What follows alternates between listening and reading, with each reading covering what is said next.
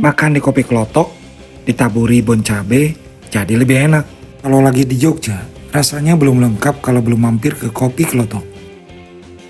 Sekarang kita di kopi kelotok di Kaliurang, Yogyakarta. Kita mau coba nih, kopi kelotok itu seperti apa. Come on! Tempat ini jadi favorit banyak orang karena suasananya yang sederhana, khas pedesaan, dengan pemandangan sawah dan udara sejuk yang bikin betah berlama-lama. Menu di sini terkenal dengan harga yang ramah di kantong, mulai dari belasan ribu saja. Sayur lodeh, telur dadar, dan pisang goreng juga. Jadi pelengkap yang gak boleh dilewatkan. Biar makin mantap, kamu bisa tambahin sensasi pedas dengan menaburkan bon cabe ke dalam makanan. Yang menarik, bon cabe gak merubah rasa asli makanan.